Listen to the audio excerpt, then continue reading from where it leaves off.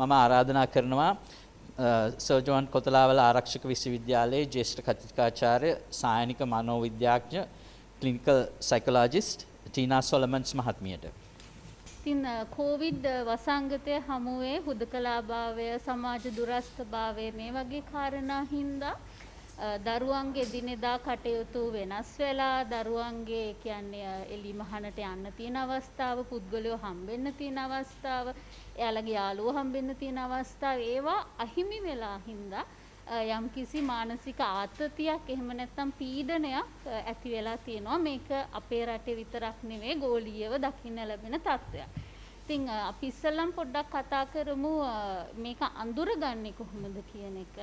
ටිකක් පොඩි දරුවන්ගේ ඇති වෙනවා පොඩි වෙලාවකටවත් අම්මා තාත්තගෙන් වෙන් වෙන්න අකමැතිකම. එහෙම නැත්නම් අපි කියන්නේ සාමාන්‍යයෙන් අම්මලා තාත්තලා කියනවා මේ මගේ ගාවමයි ඉන්නේ මං චුට්ටක්වත් තියලා යනවට කැමති නෑ මේ වගේ තත්වයක් අලුතින් වර්ධනය වෙනවා නම් ඒක ආතතියේ ලක්ෂණයක් වෙන්න පුළුවන්. ඊට අමතරව සමහර දරුවෝ නැවත නැවත බොහෝ වාරයක් මේ රෝගය ගැන විමසනවා. ඒකත් ආතතියේ ලක්ෂණයක් වෙන්න පුළුවන්. මානසික ආතතිය ගොඩක්ම වැඩි වුණාම දරුවෝ තුල ඇති වෙන්න පුළුවන් නොරිස්සුම් සහගත තත්වයක්. ඒ වගේම තරහ යන එක වැඩිකම ඊළඟට අවධානය යොමු කිරීමේ ගැටලු ඇති වෙන්න පුළුවන්. අවධානය යොමු කිරීමේ ගැටලු ඇති වුණාම නිතරම අමතක වෙන එක, පාඩම් වැඩවලට අවධානය යොමු කරන්න බැරි එක මෙන්න මේ වගේ ලක්ෂණ ඇති වෙන්න පුළුවන්. ඉතින් මේ වගේ ලක්ෂණ බොහෝ වැඩි වශයෙන් තියෙනවා නම් මානසික වෘත්තිකයෙක් ඒ කියන්නේ විශේෂඥ මනෝවෛද්‍යවරයෙක් හරි මනෝවිද්‍යාඥවරයෙක් හරි හම්බීම වැදගත්. ඊළඟට ඊට අමතරව යෝන් දරුවෝ තුල අපි දකින්න ලැබෙනවා එයාලගේ ඉදිරි කටයුතු වලට මොනවා වෙයිද අනාගතයට මොකක් වෙයිද උසස් අධ්‍යාපනය කරගන්න පුළුවන් වෙයිද මේ වගේ නිතර කල්පනා කරමින් පීඩණයෙන් ගත කරනවා. ඉතින් ඒකත් ආතතිය වැඩි වුණාම සිද්ධ වෙන එක ලක්ෂණයක් හැටියට අපි දකිනවා. මීට අමතරව දැන් හැම දරුවෙකුටම සිද්ධ වෙලා තියෙනවා මාර්ගගත අධ්‍යාපනයට ඔන්ලයින් এডুকেෂන් එකට පුරුදු වෙන්න. ඉතින් ඒකත් ටිකක් විතර වැඩිපුර පරිගණක තිර ඒ වගේ ඒවා එක ගැටෙනකොට ආතති මට්ටම වැඩි වෙනවා. ඉතින් මේකට අනුගත වෙන්න ගෙදර ඉන්න අම්මලා තාත්තලා කරන්න ඕනේ කාරණා කීපයක් අපි සාකච්ඡා කරමු. ඒකෙදි පළවෙනිම දේ තමයි ස්ක්‍රීන් බ්‍රේක්ස්. එහෙම නැත්නම් තිරයක් එක්ක කටයුතු කරනකොට කෙටි විවේකයක් ගන්න එක දරුවන්ට පුරුදු කරන එක. මේක සාර්ථකව කරන්න පුළුවන් ගුරුවරුන්ට. ඔන්ලයින් ක්‍රමයට උගන්වනකොට පැය භාගයක් විනාඩි 40ක්වත් ගියාට පස්සේ දරුවන්ට උපදෙස් දෙනවා නම් ඒ ඉන්න ස්ථානයේ ඉඳලා S2 වහලා ආපහු ඇරලා කීප වතාවක් වෙනස් ස්ථානයක් විනාඩියක් විතර බලලා පොඩි තමන්ගේ ඇස් වලට විවේකයක් ගන්න එක ඉතා වැදගත් දරුවන්ට ඔන්ලයින් අධ්‍යාපනයේ යෙදෙනකොට. ඊට අමතරව නිදා ගන්න යන්න පැය භාගයකටවත් කලින් මේ තිර සමග තියෙන ගනුදෙනුව අවසන් කරනවා නම් හොඳයි. ඒ කියන්නේ පරිගණකය එහෙම නැත්නම් දුරකථනය ටැබ් එක මේ දේවල් නිදා ගන්න පැය භාගයකටවත් කලින් භාවිතාව නැවැත්තුවේ නැත්නම් නිින්දට බලපාන්න පුළුවන් දරුවා. ඊට අමතරව අපිට දකින්න ලැබෙන දෙයක් තමයි මේ දවස්වල ගෘහස්ත හිංසනය වැඩි වෙලා තියෙනවා. ඒ වගේම දෙමව්පියන්ගේ ආතති මට්ටම වැඩි වෙලා තියෙනවා. දෙමව්පියන්ගේ ආතති මට්ටම වැඩි වෙනවා කියන්නේ ඒක දරුවන්ට අනිවාර්යයෙන්ම බලපාන. අපිට ආතතිය තියෙනකොට අපි නොරිස්සුම් සහගතයි තරහ යනවා මේ වගේ දේවල් සිද්ධ වෙනවා. ඒ නිසා දෙමව්පියන්ටත් ඉතා වැදගත් තමන්ගේ මානසික සෞඛ්‍ය ගැන කල්පනාකාරී වීම ඒකෙන් දරුවන්ට ලොකු බලපෑමක් ඇති වෙන හින්දා. විශේෂයෙන්ම මේ දිනවල දරුවෝ සහ දෙමව්පියෝ වැඩිපුරම ගෙදර ඉඳන් තමයි ගොඩක් අය රස්සාවට යන්නේ. ඒ වගේ දේවල් නිසා දෙමව්පියන්ට ඇති වෙන්න පුළුවන් තමන්ට තනිව ගත කරන්න කාලයක් නැතිකම. තමන්ට තමන්ගේ ඉදිරි සැලසුම් වෙන්න පුළුවන් තමන් ගැන පොඩ්ඩක් හරි කල්පනා කරන්ද අඩුම දිනකට විනාඩි 20ක් හෝ පැය භාගයක් තනිව ගත කරන එක හරි වැදගත්. ඉතින් එහෙම කාලයක් නැති වුනහම තමන්ගේ හිත නොසන්සුන් වෙන්න පුළුවන්. එතකොට තමන්ට දරුවන්ගෙන් එන දරුවෙක් බලා ගන්නවා කියන එක බොහොම ටිකක් අපහසු කාර්යයක් නේ. ඒකෙදි ඉවසීම එහෙම අඩු වෙන්න පුළුවන්. ඒ නිසා දෙමව්පියෝ දවසට විනාඩි 20ක්වත් තනිව කාලයක් ගත කරනවා නම් ඒක ගොඩාක් හොඳයි. ඒ කාලය ඇතුළත තමන්ගේ හිත සංසුන් කරගන්න ඒක උපකාරී වෙනවා. ඉතින් දරුවෝ දෙමව්පියෝ දෙගොල්ලන්ටම තියෙන හොඳම උපක්‍රමය තමයි මේ කාලෙදී දිනචරියාවක් පවත්වා ගැනීම. කියන්නේ නැගිටින්නේ කීයටද, පාඩම් කරන්නේ කීයටද, විනෝද වෙන කටයුතු කරගන්නේ කීයටද, මේ හැමදේම මේකට අඩංගු කරන්න පුළුවන්. එතකොට දිනචරියාවක් හදන්න කිව්වහම ගොඩක් වෙලාවට දෙමව්පියෝ මේ අර අධ්‍යාපන කටයුතු විතරයි ඒකට ඇතුළත් කරන්නේ. එහෙම නෙවෙයි පොඩි පොඩි වෙන විනෝද වෙන දේවල් ඒ හැමදේම මේකට ඇතුළත් කරන්න.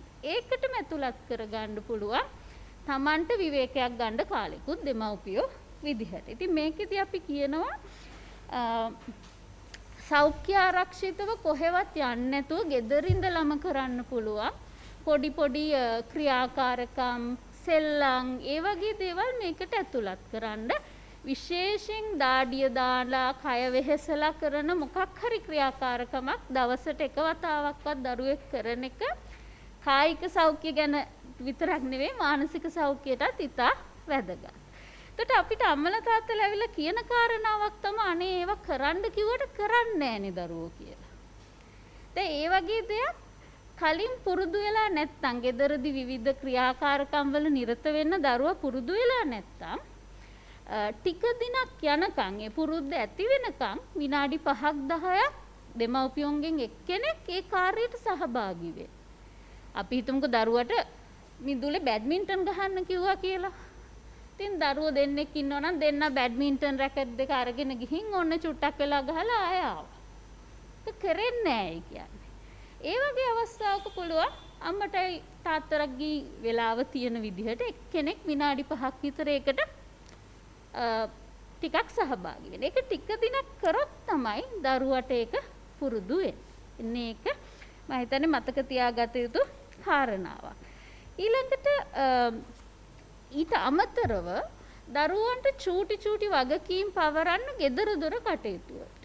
උයන පිහන ඒවයිදී උනත් පොඩි පොඩි දේවල් කරන්න දෙන්න. අපි උදාහරණයක් කිව්වොත් ගෙදර පොඩි කොටසක් අතු ගන්න වගකීම එක දරුවෙකුට ලබා දෙන්න පුළුවන්. ඊට පස්සේ ඒක කරා කියන එක අගය කරන්න අවශ්‍යයි. අගය කරන්න ක්‍රම තියෙනවා කටින් කියන්න පුළුවන් බොහොම හොඳයි. එහෙම නැත්නම් පොඩි වගුවක් ගහලා අතු ගාපු දවස් ගාන මාක් කරන්න පුළුවන්. ඒ වගේ චූටි චූටි දේවල් වලින් දරුවව ගෙදර වගකීම් වලට සම්බන්ධ කරගන්න කොවිඩ් නොතිබ්බත් ඒ වගේ ගෙදර වගකීම් දරන දරුවෝ අනාගතේ සාර්ථක වෙනවා කියලා පර්යේෂණ වලින් කියනවා.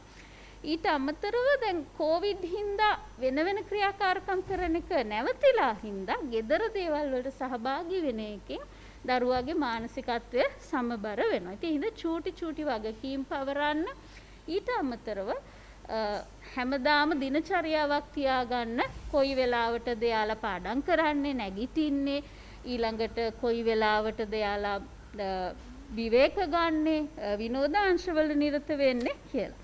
ඒ වගේම තමයි ක්‍රියේටිව් දේවල් වලට සංගීතය කලාව මේ වගේ දේවල් වලට යොමු කරන එකනොත් මානසිකත්වය සෑහෙන්න සමබර වෙන්න පුළුවන්. ඉතින් සාරාංශයක් වශයෙන් දිනචරියාවක් පවත්වා ගන්න එක දෙමව්පියන්ට සහ දරුවන් කියන දෙගොල්ලන්ටම වැදගත්. ඒක කරනකොට අපෙන් සමහර අය ප්‍රශ්න අහනවා අර ඒ කියන්නේ වෙලාවට සිද්ධ වුණේ නෑ මං 8ට දාගත්තේ 8ට සිද්ධ වුණේ නෑ කියලා. ඉතින් එහෙම ලොකුවට ඒ ගැන කනගාටු වෙන්න එපා. දල සැලැස්මක් විතරයි අවශ්‍ය. ඒ ප්ලෑන් කරපු වෙලාවටම සිද්ධ වුණේ නැතුණාට කමන්නේ. හැබැයි දරුවට අවශ්‍යයි යම්කිසි සැලැස්මක් දවස ගෙවෙන්නේ කොහොමද අපි කල් වේලා නොයවා ආරාධනා කරමු සෞඛ්‍ය අමාත්‍යාංශයේ වසංගත රෝග විද්‍යාංශයේ ප්‍රධාන වසංගත රෝග විද්‍යාඥ විශේෂඥ වෛද්‍ය සමිති ගිනිගේ මහතාට ඔබව ආමන්ත්‍රණ ලෙස.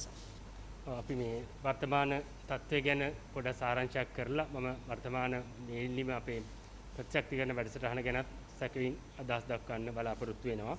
ඒතර අපි දන්නවා දැන් වෙනකොට ලංකාවේ මේ කොවිඩ් මේ වසංගතය පටන් ගත්ත දා ඉඳන් අපිට වාර්තා වෙලා තියෙනවා 2,98,181ක් රෝගීන් ඊය වෙනකොට වාර්තා වෙලා තියෙනවා. ඒතර ඒකෙන් අපි දන්නවා එක එක අපිට මේකේ පොකුරු ඇති වුණා. අවසාන වශයෙන්ම අවුරුදු සමයත් එක්ක ආපු පොකුරේ කියන්නේ අපි අප්‍රේල් 15 ඉඳන් ආපු තත්ත්වයට එක්ක ඒකෙන් තමයි වැඩිම රෝගී සංඛ්‍යාවක් වාර්තා වෙලා තියෙන්නේ 1,96,120ක් දැන්ට වාර්තා වෙලා තියෙනවා. ඒතර සමස්තයක් විදිහට ගත්තම අපේ ඔය වාර්තා වෙච්ච 1,96,120න් මේ වෙනකොට 2,70,356ක් සම්පූර්ණ සුවය ලැබලා තියෙනවා. ඒ කියන්නේ ප්‍රතිශතයක් විදිහට ගත්තම 91ක් විතර සම්පූර්ණ සුවය ලැබලා තියෙනවා. ඊට අමතරව දැනට දල වශයෙන් 23000ක් විතර අපේ රෝහල් පද්ධති ඉන්ටර්මීඩියට් සෙන්ටර්ස් වල ඉන්නවා. ප්‍රතිශතයක් විදිහට 8%ක් පමණ මරණ වාර්තා වෙලා තියෙනවා 4147ක්. ඒ කියන්නේ ප්‍රතිශතයක් විදිහට 1.3ක් විදිහට තමයි මේ වාර්තා වෙන්නේ. එතකොට අපි දැන් මෙතන වර්තමාන තත්ත්වයේ ගත්තත් අපි දන්නවා යම්කිසි විදියකට පාලනයක් ඇතිව මේ අවුරුද්ද පටන් ගන්න ඉස්සර අපිට තිබුණ තත්ත්වය තමයි දෛනිකව වාර්තා අපිට විශාල අපි මේ පොකුරකට මුහුණ දුන්නා ඔක්තෝබර් මාසේ. ඊට පස්සේ ඒක ෆිෂ් මාකට් එකට ගියාට පස්සේ ඒක තවත් වැඩි වුණා. එතකොට දෙසැම්බර් ජනවාරි වල ඒක උච්චතම මට්ටමකට ඇවිල්ලා අපි ක්‍රමක්‍රමයෙන් මොකද අපි දන්නවා ඕනෑම වසංගත තත්ත්වයක ඒක ස්ථාපිත වුණාට පස්සේ ඒක අපිට කොච්චර මොනතරම් ක්‍රමවේගයෙන් ගත්තත් ඒක පාලනය වෙන්න යම් කාලයක් ගත වෙනවා. අපිට ඒක හදිස්සියට අයින් කරන්න පුළුවන් දෙයක් නෙමෙයි. ඉතින් ඒකයි හැමතිස්සෙම වැදගත් වෙන්නේ එවැනි තත්ත්වයන් ඇතිවීම වැළැක්වීම තමයි මේ ප්‍රමුඛතාවය වෙන්න ඕනේ. මොකද යම් කිසි විදියකට විශාල පොකුරක් ඇති වුණොත් ඒකේ මේ ඉෆෙක්ට් එක නැත්නම් ඒකේ මේ බලපෑම අනිවාර්යයෙන්ම මේ මාස එකමාරක් දෙකක් මේක වළක්වන්නම බෑ. ඒක එකපාර අඩු කිරීමක් මේක මැජික් එකක් කරලා වගේ අඩු කරන්න බෑ. ඒක ක්‍රමානුකූලව ඒක ඒ ක්‍රමවේදයන් අනුව තමයි මේක සිද්ධ වෙන්නේ. මේ එතකොට අපි ඒක ගත්තම එතකොට අපිට දැන් අපි සිංහල අවුරුද්දට ඉස්සර දල වශයෙන් දෛනිකව රෝගීන් 150 200ක් වෙන මට්ටමකට අපි මේක පාලනය කරලා තිබුණා. නමුත් අවස්ථාවන්ත විදියට ඒ වෙච්ච සිදුවීමත් එක්ක අපිට දැක්කා දවස් කීපයයි ගත වුණේ. දැන් ඒ කියන්නේ අනිවාර්යෙන් අවුරුදු නිවාඩු ඉවර වෙලා අප්‍රේල් 18 ඉඳන් කෙලින්ම රෝගීන් සංඛ්‍යාව වැඩි වෙන්න පටන් ගත්තා. එතකොට ඒක දැන් මේ විදිහට ගත්තොත් දෛනිකව විශාල වශයෙන් වැඩිවීමක් වුණා. ඒතර අපි ඒ ගත්තු රටක් විදිහට ගත්තු ඒ සාධනීය මේ ප්‍රිවෙන්ටිව් මෙෂර්ස් ඒ කියන්නේ වැළැක්වීමේ ක්‍රම උපායන් හින්දා අපිට පුළුවන් වුණා නැත්නම් දැන් මේක සම්පූර්ණ මේ මහා පරිමාණයෙන් පාලනයක් නැතුව මේ පැතිරුණා නම් වෙනත් රටවල අපි දකින්නේ මේක දවස් එක දෛනිකව 3-4 ගුණයකින් තමයි වැඩි වෙන්නේ. ඒ කියන්නේ අද 2000ක් ආවා නම් හෙට 1500යි 2000යි ඒ විදිහට අනිවාර්යයෙන්ම මාස කිහිපයක් වැඩි වෙන තත්ත්වයක් තමයි එන්නේ. නමුත් රටක් විදිහට අපි ගත්තු ඒ පාලනය කරන්න ගත්තු ඒ ක්‍රියාවලිය ප්‍රතිඵලයක් හැටියට අපිට පුළුවන් වුණා ඒක ඒ මට්ටමට මේ යන්නේ නැතුව යම් ප්‍රමාණයකට ගිහිල්ලා ඒක සාධනීය මට්ටමකට ගන්න. ඒ කියන්නේ ඒතර අප්‍රේල් මේ මැයි මාසේ අගහරිය වෙනකොට ඒක උච්චතම අවස්ථාවට එනවා. එතන සිට ක්‍රමානුකූලව තමයි මේක අඩුවීමක් සිද්ධ වෙන්නේ. ඒ කියන්නේ අපි මේක උච්චතම අවස්ථාවට ගිය වෙලාවේ ඇත්තටම දෛනිකව රෝගීන් 3500ක් වාර්තා වෙන දින කිහිපයක් අපිට තිබුණා. හැබැයි එහෙම දින 3ක් නැත්නම් 4ක් තියෙනවා. එතන ඉඳන් අපිට පුළුවන් වුණා මේක ඉතාමත් සිමින් නමුත් ක්‍රමානුකූලව මේක මේ යම් පාලන තත්වයකට ගේන්න. ඒතකොට මෑත දැන් මීට සති දෙකකට විතර ඉඳන් අපේ දෛනිකව වාර්තා වෙන රෝගී මට්ටම දල වශයෙන් 1500ත් 1600ත් අතර ප්‍රමාණයක තමයි තියෙන්නේ. ඒතකොට දැන් පහුගිය දින 4-5 තුල අපිට රෝගීන් වාර්තා වෙනවා 1700ක් පමණ ප්‍රමාණයක් වාර්තා වීමේ තත්ත්වයක් තියෙනවා. ඉතින් ඒක තමයි වර්තමාන තත්ත්වය. එතකොට මේකෙදි දැන් ඊට සමාන්තරව තමයි දැන් මේක එන්නත් කරන වැඩසටහන අපිට ගැන අපි කතා කරන්නේ. මොකද මේක පාලනය කරන්න එන්නත් කරන්නේ කියන්නේ අනිත් බොහොම පැහැදිලිව අපි මතක තියාගන්න ඕන දෙයක් තමයි එන්නත් කරන්නේ කියන එක විතරක්ම නෙමෙයි මේ උන්නත් කරන්නේ කියන්නේ මේ කොවිඩ් මර්ධනයේ එක උපාය මාර්ගයක් විතරයි. එක ස්ට්‍රැටජි එකක් විතරයි. ඒකින්ද අපිට හිතන්න බෑ මේක එකම ස්ට්‍රැටජි එක හැටියට පාවිච්චි කරන්න බෑ. හරි? හැබැයි එන්නත් කරන්නේ කියන්නේ හුඟක් ප්‍රබල ඒක බලාපොරොත්තු තියන්න පුළුවන් විශ්වාසනීය තත්ත්වයක් තියෙන යම් කිසි විදියකට මධ්‍යම කාලීන හෝ දිගු කාලීන ප්‍රතිලාභයක් අපිට රටකට අත් කරගන්න පුළුවන් හොඳ මේ ස්ට්‍රැටජි එකක්. හැබැයි අපි ඒ ස්ට්‍රැටජි එක විතරමයි කියලා හිතලා ගියොත් අවදාක්වත් එන්නත් කරන්නේ තියෙන මේ ප්‍රතිලාභ උච්චතම විදියට ප්‍රශස්ත විදියට අපිට ලබා ගන්න බෑ. හැමතිස්සෙම එන්නත් කරන්නේ කියන්නේ එක උපාය මාර්ගයක්. ඊට අමතරව අපි දෛනිකව කරන ආරක්ෂිත පිළිවෙත් ටික ඊට සමාන්තරව යා යුතුමයි. එහෙම කරොත් තමයි එන්නත් කරන්නේ විපුල මේ ඵල ප්‍රයෝජන රටක් විදිහට අපිට ලබා ගන්න පුළුවන්. මම හිතන්නේ ඒක තමයි මාධ්‍යමිකයි බලාපොරොත්තු වෙන ජනතාව දැනුවත් කරන්න. නැත්නම් සමහරලාට වැරදි ආරක්ෂිත තත්ත්වයක් අපි යන් සිකියුරිටි එකක් ඒගොල්ලෝ කරගත්තොත් එන්නත් කරන්නත් එක ඒකෙන් විතරක්ම බෑ. ඒකෙන් ලොකු මේකක් තියෙනවා. ඉම්පැක්ට් එකක් නැත්නම් බලපෑමක් තියෙනවා.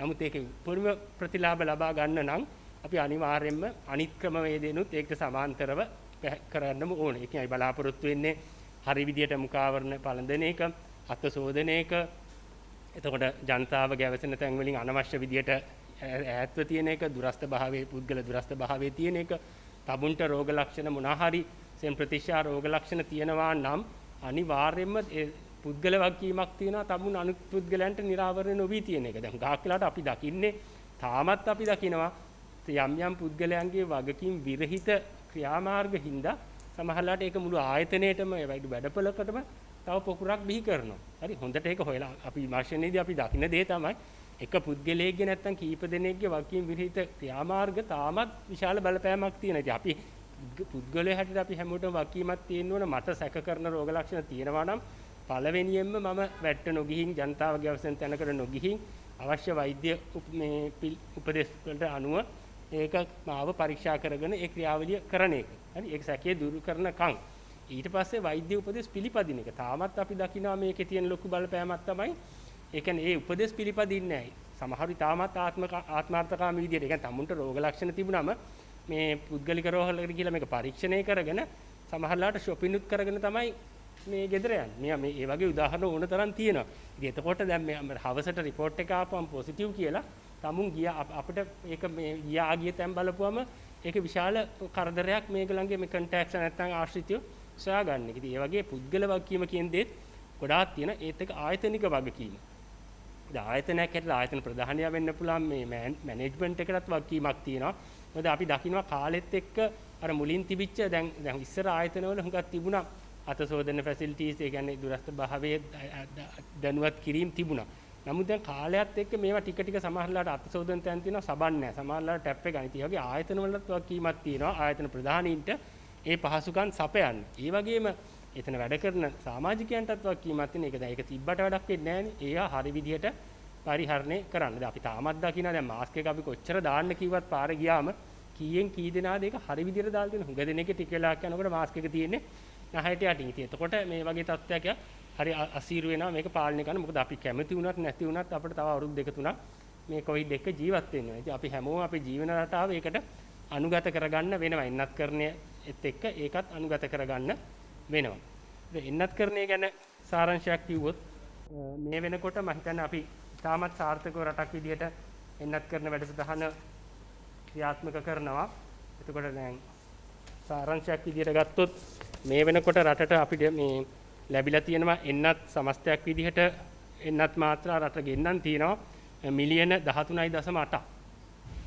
ලක්ෂ 130 මිලියන 13.8ක් එන්නත් මාත්‍රා මේ වෙනකොට රටට ගෙනත් තියෙනවා. එතන අපි ඒ අතින් වාසනාවන්තයි. දැන් හුඟක් රටවල් තාම තියෙනවා ලෝකේ එන්නත් වැඩසටහන පටන් ගත්තු නැති රටවල්. ඒ වගේම ගෝලීය වශයෙන් අද එන්නත් ලබා ගැනීමේ ලොකු ප්‍රශ්නයක් තියෙන. ඒ කියන්නේ මුදල් තිබුණත් එන්නත් මේ මිලදී ගැනීමේ නොහැකියාවක් තියෙනවා. බොහෝ විට එන්නත් ගැනීමක් සිද්ධ වෙන්නේ බොහෝ විට මේ රාජතාන්ත්‍රික මට්ටමින් විතරමයි මේක බොහෝ විට සිද්ධ වෙන්නේ. හරි. නැත්තම් අපිට ඕපන් මාකට් එකකින් ටෙන්ඩර් ප්‍රොසීඩර් එකකට ගිහිල්ලා ගන්න හැකියාවක් නැහැ. ඉතින් එතකොට ලොකු අභියෝගයක් රටවල් විදිහට අපිත් මතන මුල් අවධියේදී මුණ දුන්නා අපිට ඕන කරන එන්නත් ටික ලබා ගන්න. නමුත් මොන විදිහකට හරි අපි වාසනාවන්ත වෙලා තියෙනවා මේ වෙනකොට අපිට එන්නත් මාත්‍රා 13 මිලියන 13.8ක් ඊයේ වෙනකොට ලැබිලා තියෙනවා. ඊයේ ලැබිච්ච මේ මිලියන 1.6ත් එක්ක. දැන් ඒක බ්‍රේක් ඩවුන් එකක් විදිහට කිව්වොත් ඇස්ට්‍රාසෙනිකා එන්නත් අපේ රටේ ලැබිලා තියෙනවා මිලියන 1.2ක්. එතකොට ස්පුට්නික් එන්නත 1,65,000ක්. ඒකේ දෙවෙනි මාත්‍රාව 15,000ක්. සයිනෝෆාම් එන්නතෙන් මේ වෙනකොට අපිට ලැබිලා තියෙනවා ඊයේ වෙනකොට මිලියන 10.7ක්. මිලියන 10.7ක්. එතකොට ෆයිසර් එන්නතෙන් 2,05,920ක්. මොඩර්නා එන්නතෙන් මිලියන 1.5ක් ලැබිලා තියෙනවා. එතකොට සමස්තයක් විදිහට අපිට ලැබිලා තියෙනවා මිලියන 13.8ක්. ඊයේ වෙනකොට අපේ සමස්තයක් විදිහට එන්නත් කරණය ගත්තොත් සාපේක්ෂව අපි කොවිෂීල්ඩ් එන්නතේ පළමු මාත්‍රාව 9,25,242කට දීලා තියෙනවා. දෙවෙනි මාත්‍රාව 3,85,885කට. සයිනෝෆාම් පළමු මාත්‍රාව 6.3ක්. දෙවන මාත්‍රාව මිලියන 1.4ක්. 6.3 කියන්නේ මිලියන 6.3ක් සයිනෝෆාම් පළමු මාත්‍රාව. ස්පුට්නික් එන්නත 1,59,081ක්. දෙවන මාත්‍රාව 14,503ක්. ෆයිසර් එන්නත 1,14,105ක්. මොඩර්නා එන්නත 7,09,468ක් විදියට දීලා තියෙනවා. එතකොට දල වශයෙන් ගත්තොත් මේ ලංකාවේ පළමු මාත්‍රා ෆස්ට් ඩෝස් එක දීලා නැත්නම් පළමු මාත්‍රාව ලබා දීලා තියෙනවා මිලියන 8.2කට. මිලියන 8.2 ලක්ෂ 80කට ප්‍රමාණයකට පළමු මාත්‍රාව මේ වෙනකොට දීලා තියෙනවා මිලියන 8.2කට. පළමු මාත්‍රාවයි දෙවන මාත්‍රාවයි දෙකම ලබා දීලා තියෙනවා මිලියන 1.8කට. මිලියන 1.8කට. ඒක සමස්තයක් විදිහට අපිට හම්බෙච්ච එන්නත් මිලියන 13.8න් ඊයේ වෙනකොට මිලියන 10.1ක් සම්පූර්ණ එන්නත් කරන්නේ භාවිතා කරලා ගන්න. ඒකයි අපේ කාර්යක්ෂමතාව කියන්නේ එන්නත් කිසි දවසක අපි ගබඩාවල තියාගෙන ආපු ගම දැන් ඊයේ ආපු මිලියන 1.6 ඊයේ රෑම ඒ දිස්ත්‍රික්ක හැම දෙයකටම පිටත් කරලා තියෙනවා. අද වෙනකොට මුලතිව් කිල්නොච්චි වවුනියා යාපනයේ හැම දිස්ත්‍රික්කයකම දැන් ඊයේ උදේ 10ට තමයි ලංකාවට එන්නත් තෝගේ අපේ ගබඩාවට ලැබෙන්නේ. ඊයේ හවස අපි වසංගත රෝග විද්‍යාංශයෙන් ඒ හැම දෙයක්ම මේ දිස්ත්‍රික්ක වලට යවනවා. ඒකට අවශ්‍ය ඒ අනුමැතියේ ලයිසන්ස් ඒ ඔක්කොම අරගෙන ඒක දැන් අද ක්‍රියාත්මක වෙනවා රට පුරාම. ඉතින් මේ විදිහට කාර්යක්ෂම මේක යෑම ප්‍රතිඵලයක් ඇරෙද්දී අපිට මේකට ලබා ගන්න පුළුවන් වෙලා තියෙනවා. එතකොට එන්නත් කරන වැඩසටහන හැමෝගෙම එකම ඒක සාමූහික වැඩක්. ඇත්තට මේකේ ලොකු මේ අවුරක් ගන්න ඕන අපේ ප්‍රාථමික සෞඛ්‍ය අපේ මේ public primary health care infrastructure එකට. ඒ කියන්නේ මෙච්චර වැඩසටහනක් මෙච්චර කාර්යක්ෂමව අපිට යවන්න පුළුවන් වෙලා තියෙන්නේ අපිට තියෙන මේ ව්‍යුහයේ හින්දා. ඒ කියන්නේ ඒ ගමේ ඉන්න මිඩ්වයිෆ් මේ PHM PHI MOH ලා රීජනල් එපිඩෙමියොලොජිස්ට්ලා CCP ලා ඒ හැමෝගෙම සමන්විත වෙච්ච තාම ශක්තිමත් මේ පබ්ලික් හෙල්ත් මේ කියන්නේ පබ්ලික් හෙල්ත් කියන්නේ මේ ප්‍රජා සෞඛ්‍ය ව්‍යුහයක් රටේ තියෙනවා. ඒකේ ප්‍රතිඵලයක් හැටියට අපිට මේ එන්නත් කරන්නේ වැඩි ආයාසයක් නැතුව කරන්න පුළුවන් වෙලා තියෙනවා. ඊට අමතරව ආරක්ෂක අංශ වලින් විශාල දායකත්වයක් ලැබෙනවා.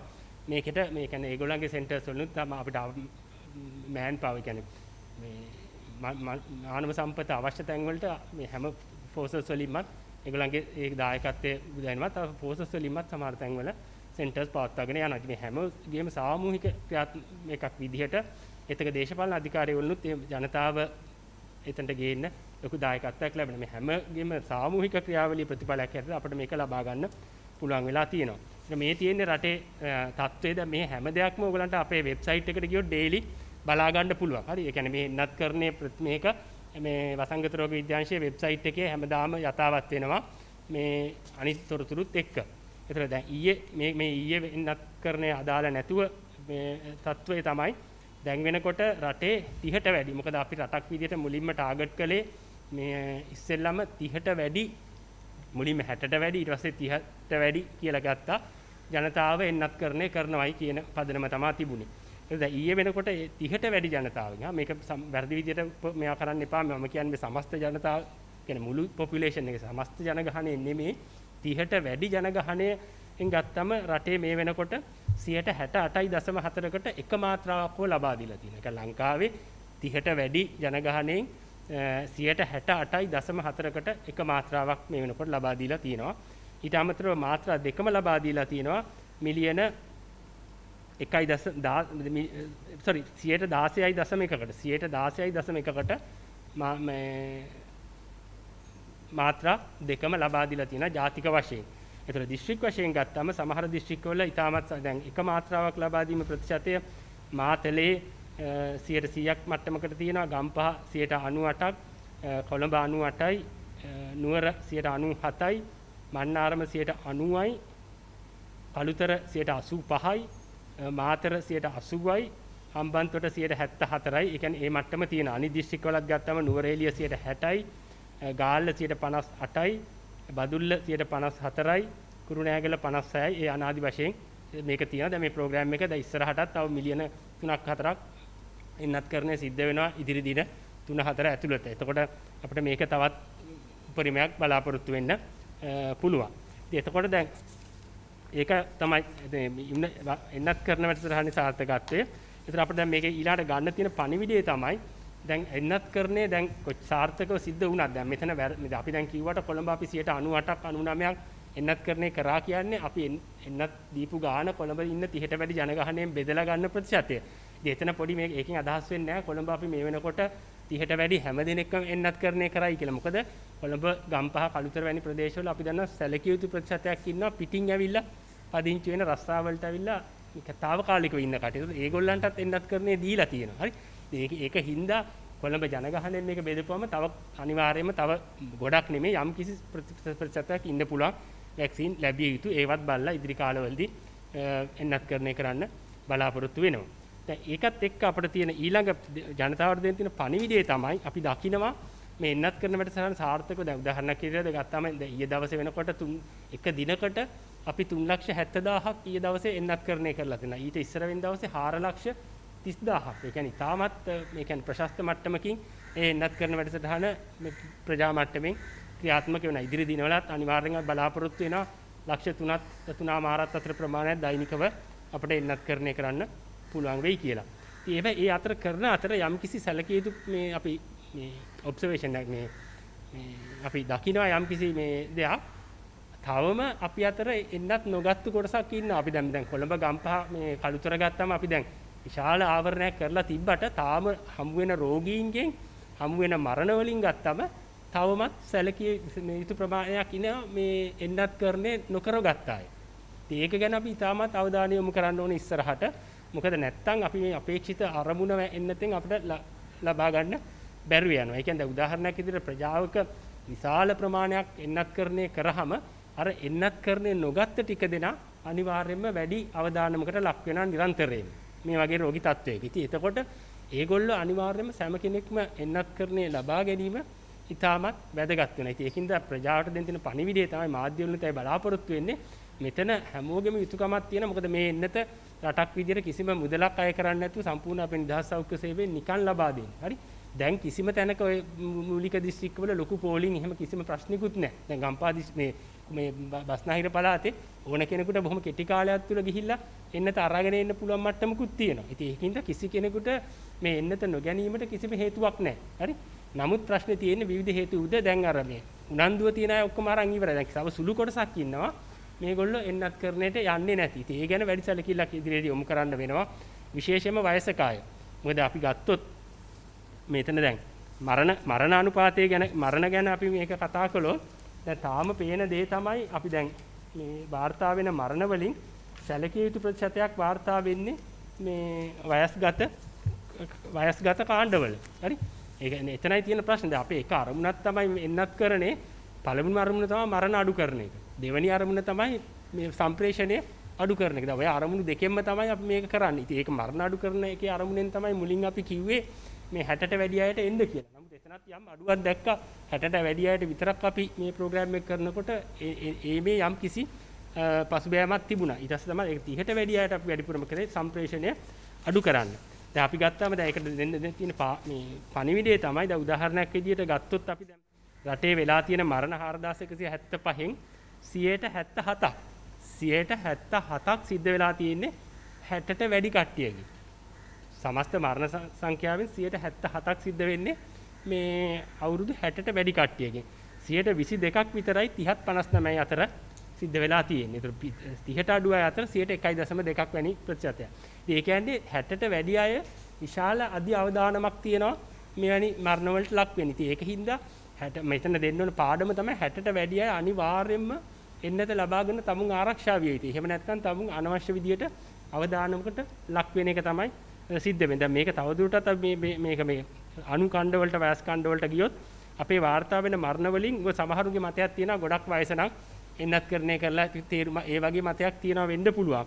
දැන් උදාහරණයක් විදිහට අපේ වාර්තා වෙන මරණ වලින් 118ක් 80ට වැඩි අය 118ක් 80ට වැඩි අය. ඉතින් මේ අය එන්නත් කරණය කරගත යුතුමයි. තව 34ක් 70යි ඒ කියන්නේ 70යි 80යි අතර.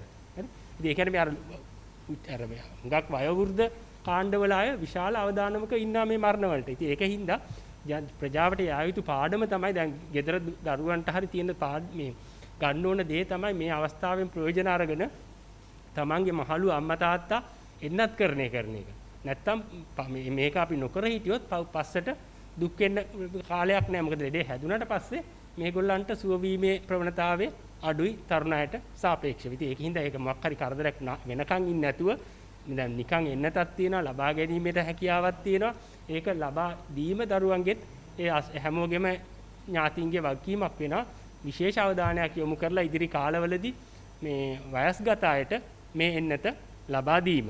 දැන් ඊට අමතරව ගත්තම ඊළඟට මේ මරණ වලින් වැඩි ප්‍රතිශතයක් වාර්තා වෙන්නේ. උදාහරණයක් විදිහට මරණ වලින් 80ක් පමණ වාර්තා වෙන්නේ මොනවා හෝ නිදන්ගත රෝග තත්ත්වයක් තියෙන අය. මොනවා හෝ නිදන්ගත රෝග තත්ත්වයක් තියෙන අය තමයි. ඒ කියන්නේ ඊළඟ කණ්ඩායම තමයි වයෝවෘද්ධ අය නිදන්ගත රෝග තියෙන අය. ඒ කියන්නේ ඒකෙන් අදහස් කරන්නේ අනිත් අය එන්නත ගන්න එපා නෙමෙයි. වයෝවෘද්ධ අය නිදන්ගත රෝග තත්ත්වයන් තියෙන අය අනිවාර්යයෙන්ම මේක ගත යුතුයි කියන එක. මොකද ඒගොල්ලෝ වැඩි අවදානමක ඉන්නවා. එතකොට ප්‍රමාද වෙලා මේ එන්නත ගන්න එක ප්‍රමාද වෙලා ලෙඩ හැදුනට පස්සේ ප්‍රමාද වැඩි. එතකොට හිතන්න වෙලාවක් ආයේ එන්නේ නැහැ. ඉතින් ඒකින්ද අප්‍රමාදව දැන් අද වෙනකොට ලංකාවේ සෑම දිස්ත්‍රික්කයකටම එන්නත්කරණය ගිහිල්ලා තියෙනවා. කිසිම දිස්ත්‍රික්කයක් නැහැ. ඒතකොට ඒ එන්නත්කරණය අනිවාර්යයෙන්ම මේ ප්‍රමුඛතාවය දෙන කණ්ඩායම තමයි 60ට වැඩි කණ්ඩායම. ඒ 60ට වැඩි කණ්ඩායමට අයිති අය අවම වශයෙන් එන්නත්කරණය කර ඒ තමුන්ටත් වගකීමක් තියෙනවා. තමුන් වයස නම් තමුන්ට යන්න එන්න හැකියාවක් නැති වෙන්න පුළුවන්. ඒ දූ දරුවන්ගේ ඥාතීන්ගේ අසල්වැසියන්ගේ යුතුයකමක් තමයි ඔවුන්ට එන්නත්කරණය ලබා දෙන එක. ඒ වගේම නිදන්ගත රෝග තියෙන අය ඒ එන්නත්කරණය ලබා ගන්න එක.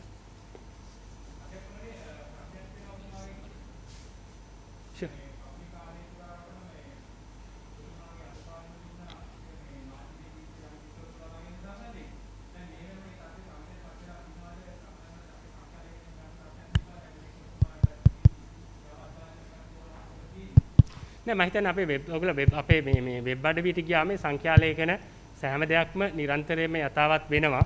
ඉතින් ඒ වගේම තමයි සෞඛ්‍ය අමාත්‍යාංශයේ මාධ්‍ය ප්‍රකාශක කෙනෙක් පත් කරලා තියෙන. ඉතින් ඒක මතන ඒක නිසි එක ක්‍රමවේදයක් ඒක පාවිච්චි කරන. ඉතින් ඒතර ඒ තොරතුරු ඒ හරහා තමයි ලැබෙන්නට ඕන. ඊට අමතරව මේ වගේ මේ කාලීනව ඇවිල්ලා අපිට ඒක සහභාගී වෙන එක තමයි සෞඛ්‍ය අමාත්‍යාංශයේ සැලැස්ම. නෑ සමහර විට අපි මේ මාධ්‍ය ප්‍රකාශතුමාගෙන් ওই ප්‍රශ්න ඇහුවම එතුමා ඔබතුමාලාගේ අංශයට තමයි යොමු කරන්නේ සමහර ප්‍රශ්න සම්බන්ධයෙන්. ඒ කියන්නේ ඔබතුමාලාට අයිති දේවල් නිසා. අන්න ඒ කාරණාව තමයි ඔබතුමාන් ඇවි ඉදිරියේදී. ඔව් නෑ මම හිතන්නේ මේක පුළුවන් අවස්ථාවකට අපිට මේක කරන්න පුළුවන්. මොකද තියෙන මේ රාජකාරී අපි තේරුම් ගන්නට ඕන මේක විශාල මේක නැත්තම් මේක සැලසුමක් අඩු යන විශාල වැඩපිළිවෙලක්. දැන් උදාහරණයක් විදිහට දවසකට එන්නත් මේ දැන් උදාහරණයක් විදිහට ඊයේ එන්නත් මාත්‍රා 1.6ක් ඇවිල්ලා ඒ 1.6ක් නිකන් එන්න බෑ. එහෙම එන්නතක්ම මෙතන සෙන්ට්‍රල් ස්ටෝර් එකට ආපු වෙලේ ඉඳන් වගකීමකින් මෙයාට යනකම්ම විශාල වගකීමක්. මොකද මේ ශීතදාමයේ හරි විදියට රැකෙන්න ඕනේ. එක අවස්ථාවක පොඩ්ඩක් එකක් බ්‍රේක් ඩවුන් එකක් වුණොත් ඒ ඔක්කොම සම්පූර්ණ ක්‍රියාවලියම අඩපණයි. ඉතින් ඒවට යන්න යම් අනුමැතිය ගන්න ක්‍රමවේදයන් තියෙනවා. ඉතින් ඒ වගේ විශාල එන්නත් කරන වැඩසටහන අපි දැන් ඒතර මේ දත්ත ටික දැන් ඔයගලන්ට රෑ 12 වෙනකොට මේ ටික ඔක්කොම අද දවසේ 4.30ක් මේ 4,30,000ක් එන්නත් කරන්නේ කරයි කියලා මේක ලබා ගන්න මේ දත්තේ සපයන්න අපේ නිලධාරීන් මේ නැතන් නිදි මරාගෙන අර ඡන්ද ප්‍රතිඵලයක් දෙනා වගේ ඔක්කොම හැමතැනකම එක්කව කරලා තමයි දෙන්න ඕනේ. ඉතින් ඒ වගේ මේක දැන් මේක දවසක දෙක වැඩක් නෙමෙයිනේ. මේක විශාල ක්‍රියාවලියක්. මේක ඉතින් ඒක විතරක් නෙමෙයිනේ අපේ අංශයට තියෙන්නේ. රෝගීන්ද ආවේක්ෂණ ක්‍රියාවලියක් තියෙන. එන රෝගීන් සංඛ්‍යාව කියන්නට ඒ රෝගීන්ගේ දත්ත බලන්නට ඕනේ. ඒතක එන අවුට්බ්‍රේක්ස් ඒ කියන්නේ මේ වසංගත තත්ත්වයන් එන ඒවා පාලනය. ඉතින් ඒකද විශාල කාර්යභාරයක් තියෙනවා. ඉතින් ඒකද සමහරලාට හැමතිස්සෙම එන අනිත් එක දැන් එක උපදේශන කමිටු ඒ කමිටු වල රැස්වීම වලට ඒවට යන්න තියෙන. ඉතින් ඔක්කොම බලද්දි හැමතිස්සෙම ෆෝන් එකට එන හැම මේකටම ආන්ත්‍රණය කිරීම අපහසු මත නෑ. මම ඔබතුමාගේ ඒ කාරණාවේ ඒ කියන්නේ යාවත් කාලින වීමේදී තොරතුරක් අවශ්‍ය වුණොත් එහෙම දැන් අද දවසේ ප්‍රවෘත්තියක් ලබා දීමේදී සිද්ධ වෙනවනේ මාධ්‍ය ආයතනයට ඒ අප්ඩේට් එක දෙන්න. අන්න ඒක පුළුවන් හැම අවස්ථාවකම අපි ඒක කරනවා. එන යථාවත් වෙන්න ඕන මාධ්‍ය ඔක්කොම මේ කියන්නේ තොරතුරු අපේ මේ වෙබ් අඩවියේ හැම එකක්ම තියෙනවා. හරි දැන් උදාහරණයකට අපි දැන් අලුතෙන් එක්කව කරලා තියෙනවා. දැන් ඔබලට ගියොත් හැමදාම එහෙමයි හැමදාම දවසක් ඇර දවසක්වත් මේ විදිහට අපේ එන්නත් කරන වාර්තා ටික ඔක්කොම මේ තියෙනවා. එතකොට මරණ සම්බන්ධයේ වාර්තා හුඟක් දිනේ පරිහරණය නොකරන එක හැකියාව මේකක් තියෙනවා. ඒ කියන්නේ නිකන් හැමදේම අර කියලා ලේසියට අහගන්න ගතිය. දැන් උදාහරණයකට මේ වාර්තාව මම මේ කියපු තොරතුරු ඔක්කොම අපේ වෙබ් අඩවියේ තියෙනවා. ඒතකොට පහු සතියකට වරක් ඒ සතියේ වෙච්ච මරණ ටික සෑම දෙයක්ම සාරාංශගත කරලා මේ හැම දෙයක්ම මේ කී දෙනෙක් වයස් කාණ්ඩ අනුව මේ ඒතකොට මොන හරි තිබිච්ච නිදන්ගත රෝග තත්ත්ව අනුව ඒ සෑම දෙයක්ම මේ වෙනකොට මේ තියෙනවා. ඉතින් ඇත්තට ඒ තොරතුරු ඒත් එක දෛනිකව මේ විදිහට වාර්තාවක් එනවා. ඒකේ පහුගිය පැය 24 ඇතුළත එන්නත් කරන්නේ කොච්චර කරලා තියෙනවද, රෝගීන් කොච්චර වාර්තා වෙලා තියෙනවද, දැන්ට ප්‍රතිකාර ගන්න අය කීයද, එක අණු පොකුරු අණුව කීයද, හැම දෙයක්ම තියෙනවා. ඉතින් හුඟක් වෙලාවට අපි දකින්නේ සමහර වෙලාවට මේ අර තොරතුරු ඒකටත් අර ආයාසයෙන් තරන්නේ නැතුව ඒ ගන්න එක. පුළුවන් වෙලාවක අපි ඒක තොරතුරු සපයනවා. මේ අපේ නිල වෙබ් අඩවිය පරිහරණය කරන්න. Yeah, then I will summarize the whole issue. I think we have started this new third wave outbreak from 15th of April onwards. Since then, we have observed the rapid increase of the cases. That increase lasted till end of May. End of May onwards, we have seen some, but very slow, steady, gradual reduction we have observed. But even for last 2-3 weeks, we are stagnating our daily reported cases somewhere around 1,500 to 1,700 cases we are reporting. Same time, we have started vaccination programs, have rolled out in a very successful manner. Up to now, we have vaccinated nearly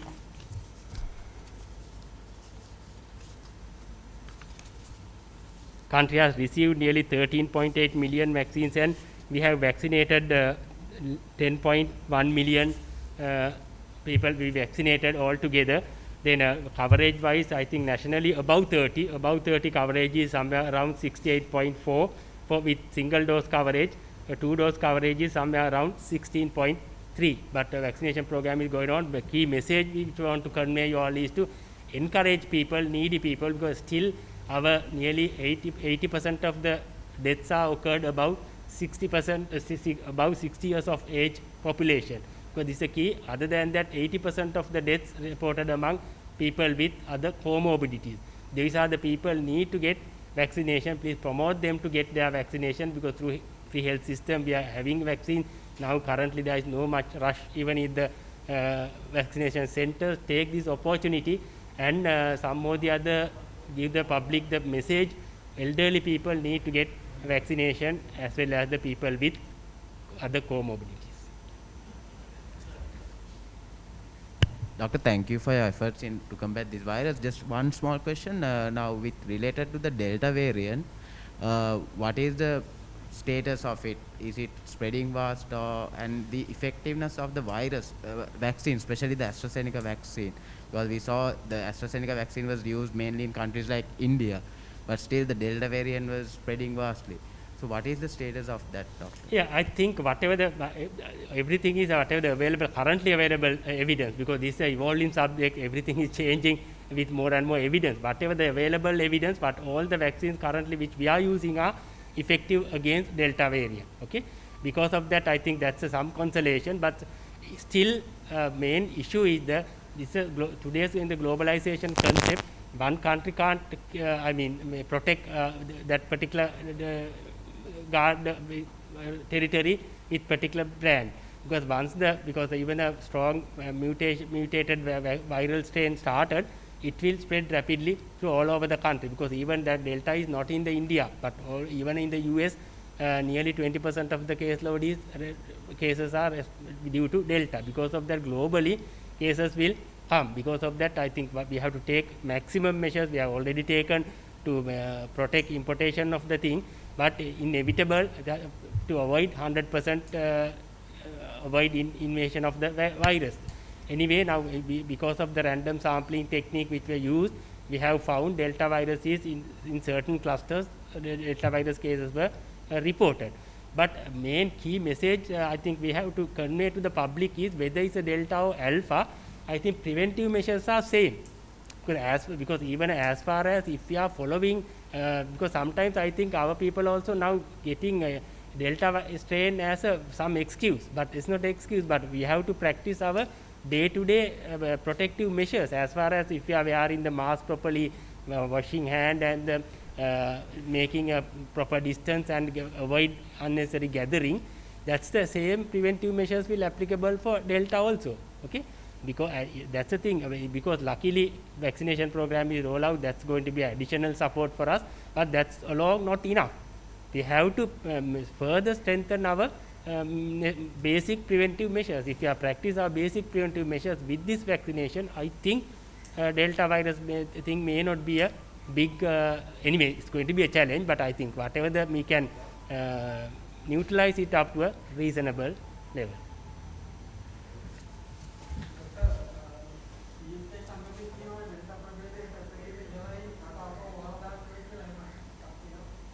නෑ මෙහෙම ඉතින් හැමදේම ඉතින් ඒක අපිට මේ හැමදේම තියෙන සාක්ෂි මත පදනම්වනේ ගන්න ඕනේ ඒවා ගන්න තාක්ෂණික කමිටුනේ මේ යම් අයට මේ මත තියෙන බල හැමෝගෙම මතවල වැදගත්කමක් තියෙනවා අපි ඒ ඔක්කොම මත මේ සැලකිල්ලටගෙන තියෙන විද්‍යාත්මක සාක්ෂි මේ දත්ත පදනම් කරගෙන තමයි තීරණ ගන්නෙ පුද්ගලයෙක්වත් එක්කෙනෙක් ගන්නේව නෙමේ ඒ තාක්ෂණික කමිටු ඒ අවශ්‍ය තීරණ ගන්නවා දැනට එහෙම තත්ත්වයක් නැහැ අවශ්‍ය ප්‍රෙවෙන්ටිව් මෙෂර්ස් අරන් තියෙනවා එහෙම තත්ත්වයක් ඉදිරියට ආවොත් ඒ අවශ්‍යතාවය අනුව ඒ කටයුතු කරයි.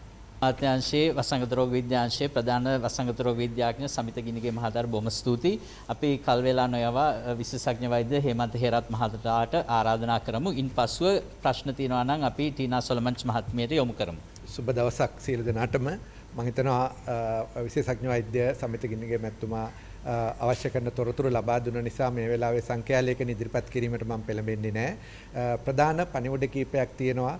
ඒකම සමිත ගිනිගේ මෙතුමා කියපු කාරණා කීපයකට පොඩි උණපූර්ණයක් කරන්න මම හිතනවා. සමහර විට ඉදිරියේදී අර එතුමා කිව්වා වගේ සමහර දිස්ත්‍රික්කවල 100ට ආසන්නව එන්නත් ලබා දෙනකොට ඉදිරියේදී 100 ඉක්මවල ප්‍රතිශතයකට යන්න ඉඩ තියෙනවා. එදාට ප්‍රශ්න කරන්න එපාය කියලා මම ඉල්ලා සිටිනවා. කොහොමද 100 ඉක්මවලා බෙහෙත් විද්ද කියලා.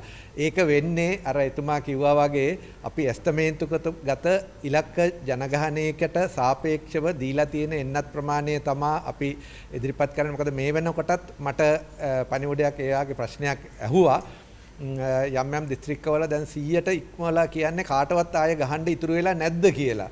එහෙම වෙන්නේ නැහැ. මොකද අර ඇස්තමේන්තුගත ජනගහනයකට සාපේක්ෂව ඇත්තටම අපි විදපු සංඛ්‍යාවන් තමයි ඉදිරිපත් කරන්නේ. ඒ නිසා මේ කාර්යය කරලා ඉවර වෙනකොට බොහෝ දිස්ත්‍රික්ක ගණනාවක් තියෙන්න පුළුවන් 100ට ඉක්මවලා දීලා සමහර දිස්ත්‍රික්ක තියෙන්න පුළුවන් 100 ඉක්මවන්නේ නැතුව අඩු සංඛ්‍යාවක තියෙන්න පුළුවන්. මොකද අර මෙතුමා කියපු කාරණා මත.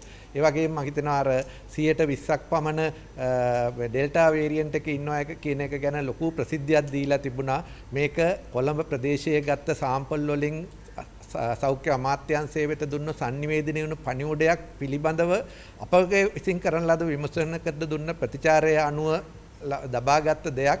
මේක සමහර මාධ්‍යයන්හි වැරදි විදිහට මේ අර්ථකථනය කරලා තිබ්බා. සමහර විට ලංකාව පුරාම 120ක් 30ක් ඩෙල්ටා වේරියන්ට් එක කියලා හැඟීමක් ඇති වෙන්න. ඒ වගේම රටේ ජනගහනයෙන් 120ක් 30ක් ඩෙල්ටා වේරියන්ට් එක වැළඳිලා ඉන්නවා කියන හැඟීම ඇති වෙන විදිය ප්‍රකාශ කරලා තිබ්බා.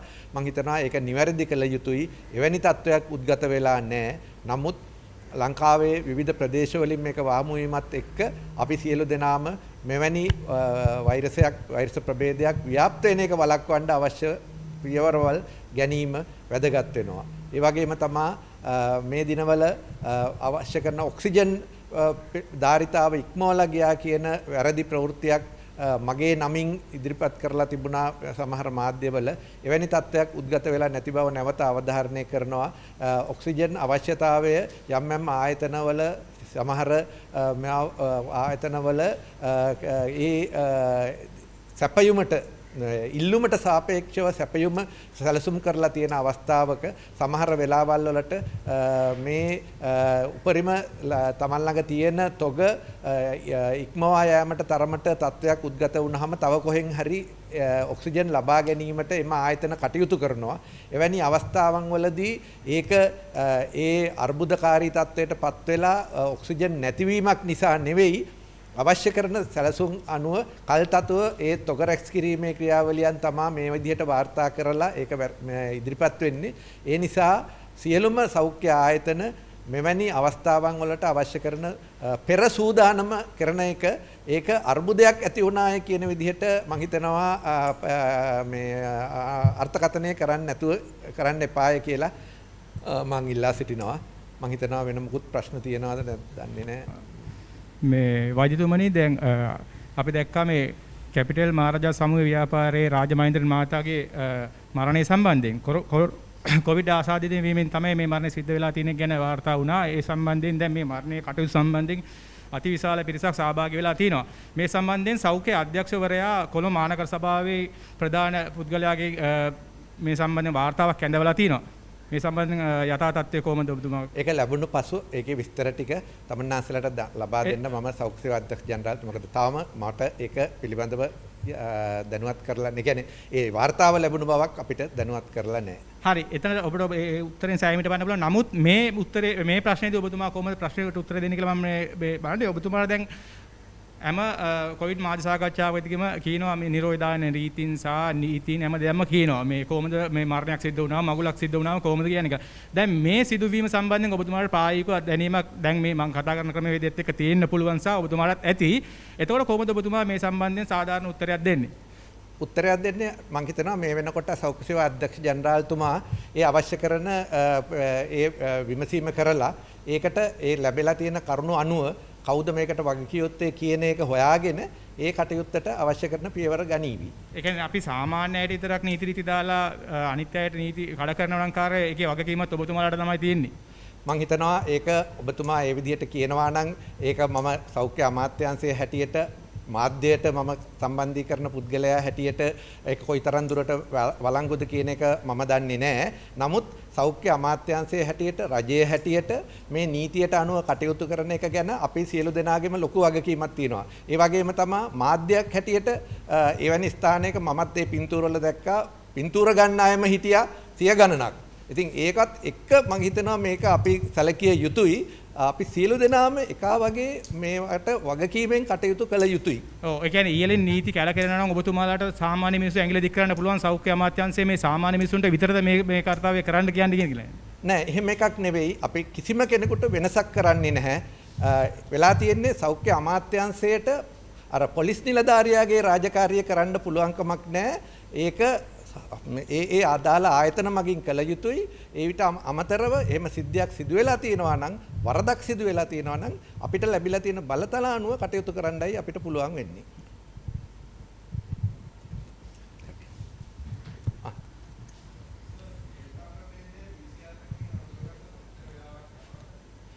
PCR පරීක්ෂණයකින් ඩෙල්ටා ප්‍රභේදය අඳුනගන්න බෑ. සමහර වෙලාවට PCR පරීක්ෂණයකින් කරන්න පුළුවන් විශේෂ කට්ටල තියෙනවා වේරියන්ට්ස් කියලා. ඒ කියන්නේ සාමාන්‍යයකට වඩා වෙනස්ද කියලා හඳුනා ගන්න විතරක් කරන්න පුළුවන් පරීක්ෂණ තියෙනවා. ඊට පස්සේ ජාන අනුක්‍රමණය කියන ක්‍රියාවලිය කරලා තමයි මේක ඩෙල්ටා ප්‍රභේදයේද කියලා හොයාගන්න පුළුවන් වෙන්නේ. PCR පරීක්ෂණයකින් අපි සාමාන්‍යයෙන් කරන්නේ අර සාමාන්‍ය කොවිඩ් වෛරසයක්ද කියන එක හෝ වෙනත් වෛරසයක්ද කියන එක හෝ වෙනත් ඕනෑම ජීවියෙක්ද කියන එක හොයා ගැනීමට තමයි ඒක භාවිතා කරන්නේ.